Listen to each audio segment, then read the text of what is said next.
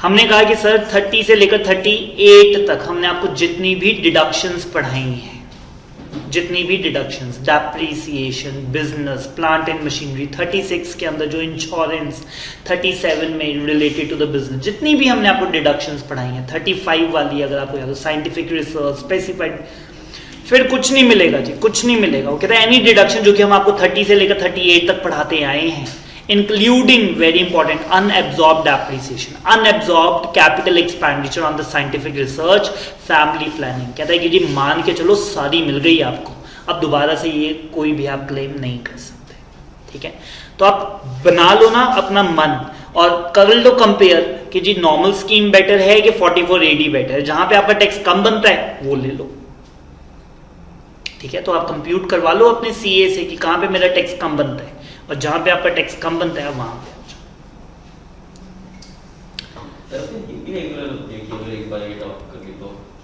कम है, ठीक है जी। ये 7 नंबर पॉइंट में कवर अप करेंगे। पॉइंट नंबर 6 कर लेते हैं पहले, सुनिएगा जी प्लीज।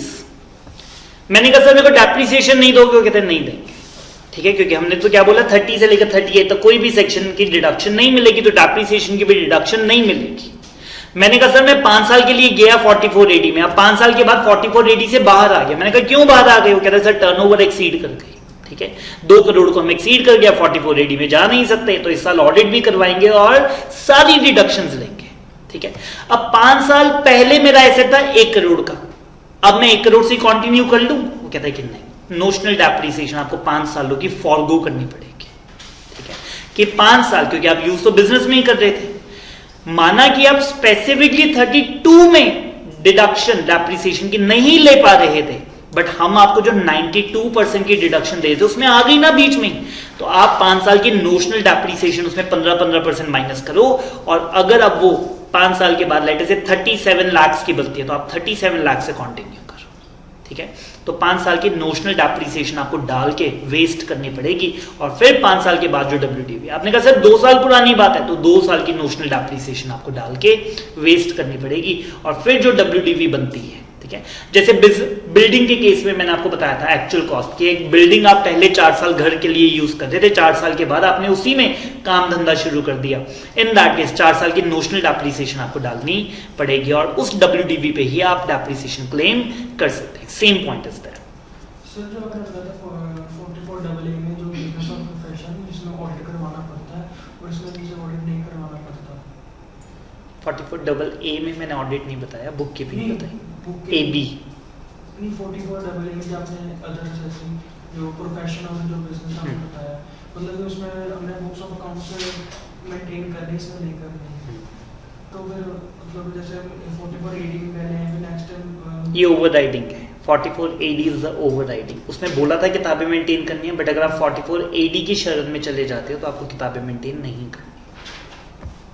सर 44AD में आके हम अगले साल छोड़ दी 44AD, तो फिर हम न्यूली सेटअप बिजनेस मान नहीं, पिछले साल की टर्नओवर देखोगे आप, ठीक है, इसमें टर्नओवर तो आपको पता है ना, तो करंट ईयर के, तो करंट ईयर में मेरे को मेरा ऐसे ही बोलता है कि सर मैंने तो 44AD में जाना है, मैं कहा टर्नओवर कितनी है, ठीक है, चाहे उसका पहला साल है, टर्नओवर वो कहता है 1 करोड़ 20 लाख, कहता है किताबें नहीं मेंटेन करूंगा। मैं कहता हूँ मत करो, 44AA आपके ऊपर लगता ही नहीं, 44AD ओवरराइड कर देगा, किताबें नहीं मेंटेन करनी, ऑडिट भी नहीं करवाना, 8% टैक्स दो, छुट्टी, 8% इनकम मान के उसके ऊपर टैक्स दो और फिर छुट्टी। चले आगे। सो ये WDV वाला पॉइंट मैं रीड कर रहा था। The WDV of the asset of the eligible business shall be deemed to have been calculated as if आपने एक्चुअल में डेप्रिसिएशन क्लेम की है उन सालों में भी जब आप 44AD की शरण में गए हुए थे, ठीक है, तो उनकी डेप्रिसिएशन आपको एज इफ मान के नोशनल डेप्रिसिएशन डाल के वेस्ट करनी पड़ेगी। Point number 7, way too complicated जी, और ना ये 1-2 साल पहले ही अमेंडमेंट आई है। पहले लोग क्या करते थे, मन मर्जी चलती थी जी उनकी, जिस साल 44AD लेना है ले लिया, अगले साल फिर नहीं लिया, फिर ले लिया, फिर नहीं लिया, फिर ले लिया, फिर नहीं लिया। हमने कहा कि सर थोड़ी सी हमारी प्रैक्टिस सुन लो, ठीक है, ये इन्होंने अमेंड कर दिया जी 4484 4484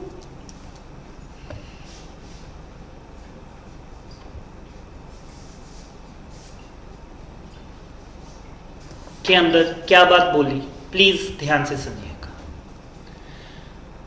44 AD ने कहा कि सर अगर मेरी शरण में आना है तो 5 साल कम से कम रहना पड़ेगा, ठीक है, इतना फ्लक्चुएटिंग नहीं चाहिए हमें। अगर आना है तो 5 साल आपको 44 AD की शरण में रहना ही पड़ेगा, मन बनाकर आना। इतना फ्रीक्वेंटली आप ऊपर नीचे अंदर बाहर नहीं कर सकते कि कभी आ गए कभी नहीं आए, 1 साल आ गए 1 साल नहीं आए। आना है तो 5 साल लगातार के लिए आना, ठीक है। और 5 साल के बाद फिर जब मर्जी जाओ, 6ठे साल, 7वें साल, 8वें साल, हम बुरा नहीं मानेंगे, क्योंकि हमने क्या बोला था कि आना तो 5 साल का माइंडसेट करके आना, 5 साल के दौरान नहीं जाना, 5 साल के बाद जब मर्जी जाना। ये बात क्लियर हुई। और हमने कहा कि सर अगर 5 साल के बीच में चले गए तो वो कहते हैं कि जी चले तो जाओ, फिर अगले 5 साल आना नहीं, ठीक है। आना है तो 5 साल के लिए आना है, और अगर 5 साल पूरे किए बिना चले गए तो 5 साल का फिर बैन है, फिर 5 साल आने नहीं देंगे, ठीक है। That's how it is. बहुत कॉम्प्लिकेटेड वे में लिखा हुआ है, मैं आपको पढ़ा देता हूं, बट बॉटम लाइन मैंने आपको बता दी। आना तो 5 साल के लिए आना, 5 साल से पहले 44 AD में आके चले गए तो अगले 5 साल आ नहीं सकते। मैंने कहा सर 4 साल हो गए थे, 5वें साल में चला गया तो बैन सिर्फ 1 साल का है, नहीं 1 साल का नहीं है, फ्रेश 5 ईयर स्टार्ट होंगे। 5वें साल में भी चले गए तो अभी 5 साल पूरे नहीं हुए थे, तो अब पूरे 5 साल का बैन लगेगा आपके ऊपर, ठीक है। 6ठे साल में जाओ, कोई बैन नहीं है। 7वें साल में दोबारा आ सकते हो, क्योंकि आप 5 साल पूरे कर गए थे, 6ठे साल में आप गए, बाहर अच्छा नहीं लगा, वापस आ जाओ 5 साल के लिए, बट जब भी आना 5 साल के लिए आना। रीड करते हैं। Where an eligible assessee declares the profit for any previous year in accordance with the provision of this section 44 AD के अंदर, and he declares the profit for any of the 5 subsequent assessment years, that is subsequent to the assessment year relevant to the previous year in which the profit had not been declared at the rate of 8%। और 5 साल के लिए आपको करना पड़ेगा, और अगर आपने 5 साल के अंदर 8% या 6% डिक्लेयर नहीं किया, then he shall not be eligible to claim the benefit of the provision of this section for 5 subsequent assessment years। फिर अगले 5 साल हम आने नहीं देंगे। फिर से बोल रहा हूं, ये बहुत अच्छे वर्ड्स नहीं लिखे हुए हैं, but I am telling you the bottom line and the crux. आना तो 5 साल के लिए आना, 5 साल से पहले चले गए तो अगले 5 साल आने नहीं देंगे, ठीक है। एक तरफ हो जाओ बस। इसकी एग्जाम्पल अच्छी है जी, एग्जाम्पल से ही क्लैरिटी आ जाएगी।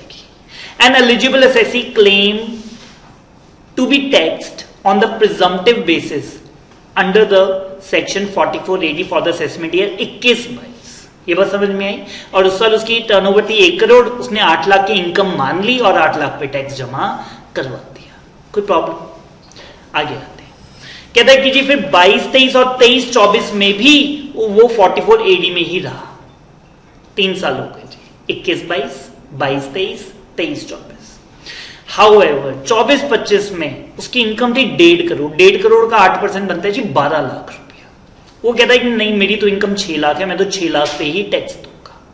इन दिस केस क्योंकि उसने 44 AD के हिसाब से 5 कंसेक्यूटिव असेसमेंट ईयर में टैक्स नहीं जमा करा, क्योंकि 5 साल लगातार अभी उसे पूरे नहीं हुए थे, तो वो कहता है क्योंकि 21-22 से, तो वो कहता है अब उसे अगले 5 साल, कौन से साल में ये बाहर गया, 24-25, 25-26 से लेकर 29-20 तक अब हम आपको आने नहीं देंगे, ठीक है।